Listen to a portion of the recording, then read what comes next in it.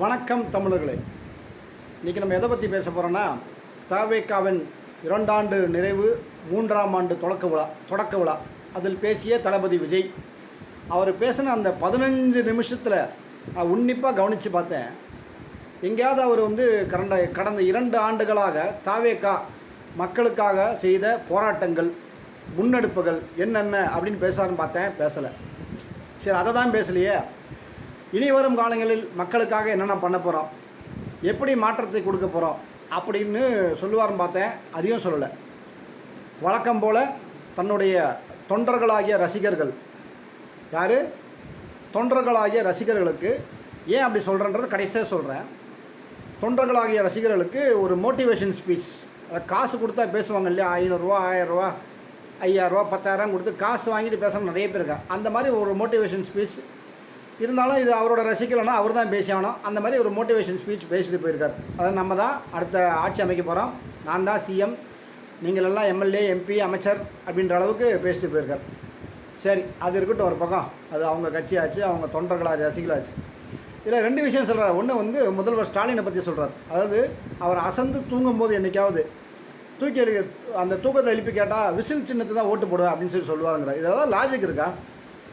சுய அறிவு உள்ள, சொந்த சிந்தனை உள்ள எவனா அப்படி ஏற்றுக்கவே மாட்டான் அந்த விஷயத்தை. ஏன்னா அது வாய்ப்பே கிடையாது. அது திமுக ஆட்சிக்கு வரக்கூடாது, இவர் முதல்வராக தொடரக்கூடாது என்பதில் நமக்கு மாற்று கருத்து கிடையாது. அதுக்காக எதை வேணாலும் சொன்னால் நம்பர் கூட்டம் நம்ம கிடையாது.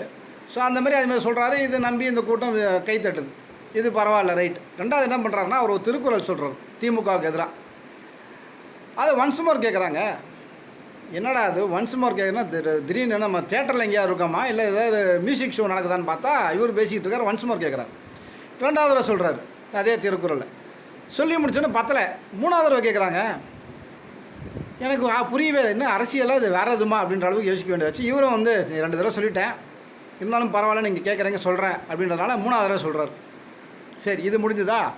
இந்த கொடுமையை பார்த்து முடிச்சோமா? அடுத்தது பார்த்தா அண்ணன் வேல்முருகன் அருமையாக பாட்டு போடுறார். அப்போ ஒரு சின்ன பொண்ணு ஒரு டான்ஸ் ஆடுது. அதை பார்த்தோன்னே தளபதி உற்சாகமாகி அவர் ஒரு ஆட்டத்தை போட்டார். உடனே ரசிகர்களாக தொண்டர்கள் எல்லாம் ஒரே உற்சாக கைத்தட்டல், விசில் பறக்குது. ஸோ நான் ஏன் இவங்க தொண்டர்களாகிய ரசிகர்கள் சொல்கிறேன், உங்களுக்கு புரியுதுங்களா? ஒரு முழுக்க அவர் சந்தோஷப்படுத்துறதுக்காக மட்டும் வச்சுருக்கார். ஒரு நடிகர் வராரு, நடிகர் தன்னுடைய ரசிகர்கள் எப்படி சந்தோஷப்படுத்துவாரோ அதே மாதிரி சந்தோஷப்படுத்திட்டு பேசிவிட்டு போயிடுறார். இவ்வளோ தான் அவர் பண்ணுறார். அதனால தான் சொல்கிறேன், தொண்டர்களாகிய ரசிகர்கள். ஸோ இப்படிப்பட்ட தொண்டர்களாகிய ரசிகர்கள்கிட்டேருந்து தமிழ்நாட்டை காப்பாற்றவும், திமுகவை தோற்கடித்து வீட்டுக்கு அனுப்பவும் வல்லமை படைத்த தேசிய ஜனநாயக கூட்டணிக்கும் அதனுடைய தலைவர் ஐயா இபிஎஸ் அவர்களுக்கும் வாக்களிக்குமாறு வேண்டி விரும்பி கேட்டுக்கொண்டு விடைபெறுகிறேன். நன்றி, வணக்கம். பாரத் மாதா கி ஜெய்.